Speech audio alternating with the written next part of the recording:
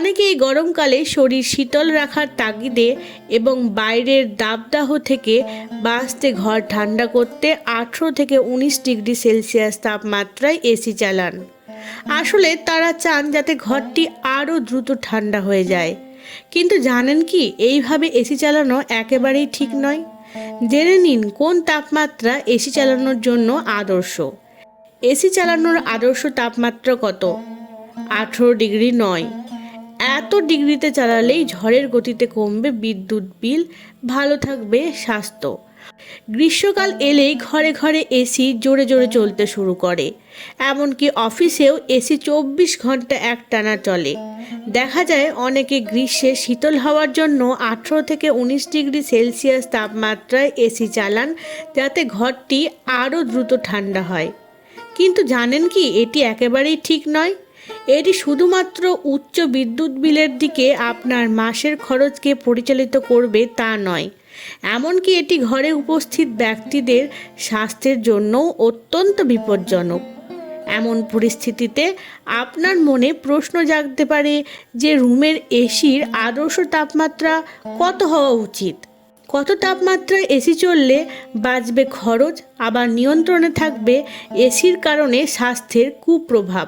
এসির আদর্শ তাপমাত্রা কত হওয়া উচিত? ব্যুরো অফ এনার্জি এফিসিয়েন্সির রিপোর্ট বলছে, বৈজ্ঞানিকভাবে 24 ডিগ্রি তাপমাত্রা মানবদেহের জন্য একেবারেই সঠিক। এর অর্থ হলো ঘরে উপস্থিত ব্যক্তিদের জন্য 24-এর নিচে তাপমাত্রা রাখা স্বাস্থ্যের পক্ষে একেবারেই ভালো নয়।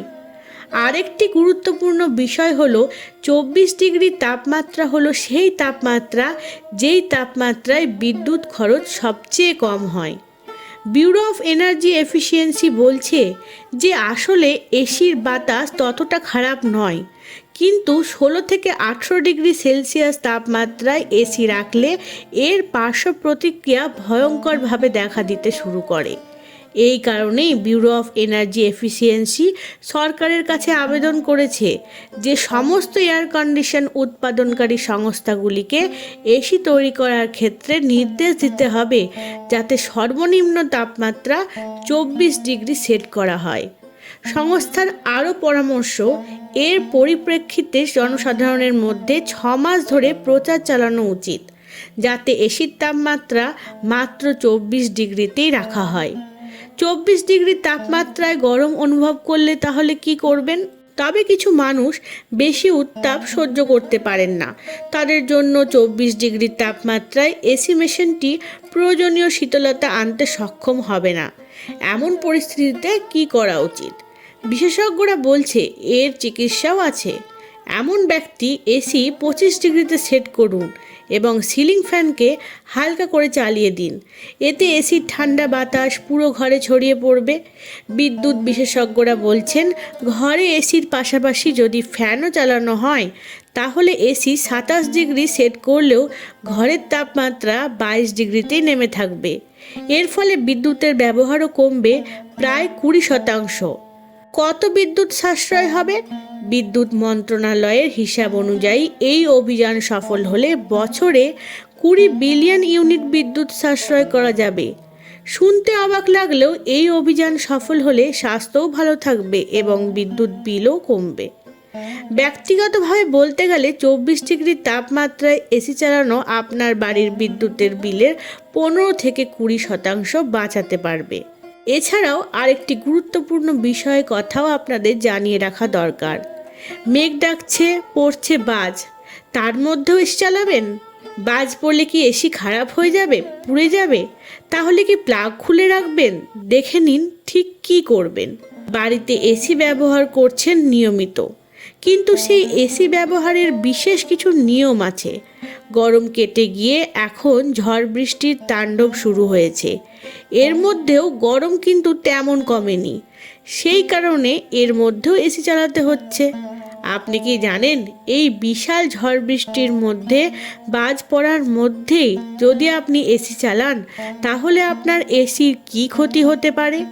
বাজ পড়লে কি এসি খারাপ হয়ে যাবে, পুড়ে যাবে? তাহলে কি প্লাগ খুলে রাখবেন? দেখে নিন সেই নিয়ম।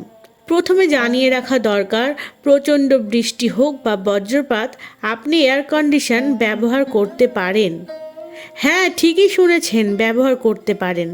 তবে তার জন্য আপনাকে বেশ কিছু নিয়ম মেনে চলতে হবে। প্রথমত, আপনাকে ইনস্টলেশনের সময় মাথায় রাখতে হবে যে দেওয়াল বাড়ির ভিতর দিকে আছে সেই দেওয়ালে এসি ইনস্টল করুন। আর আপনার এসির বাইরের ইউনিটটি এমন কোনো জায়গায় ইনস্টল করুন যাতে সেটিতে সরাসরি বৃষ্টির জল এসে না লাগে। তবে যদি প্রবল বজ্রপাত বা বৃষ্টি হলে অবশ্যই কিছুক্ষণের জন্য এসি বন্ধ করে রাখা উচিত। কী ক্ষতি হতে পারে? এক্ষেত্রে শর্ট সার্কিট হয়ে এই এসি খারাপ হতে পারে, এমনকি আগুনও লেগে যেতে পারে। তাই আপনাকে এই সময় এসি বন্ধ রাখতে হবে। এছাড়া প্রবল বৃষ্টির সময়ও এসি বন্ধ করে রাখা উচিত, কারণ এর ফলে বাইরের ইউনিটে অনেকটা জল ঢুকে যাওয়ার সম্ভাবনা থাকতে পারে, তাতে খারাপ হয়। সেই কারণে প্রবল বৃষ্টির সময় বাইরের ইউনিটটি বন্ধ রাখা উচিত। ধন্যবাদ।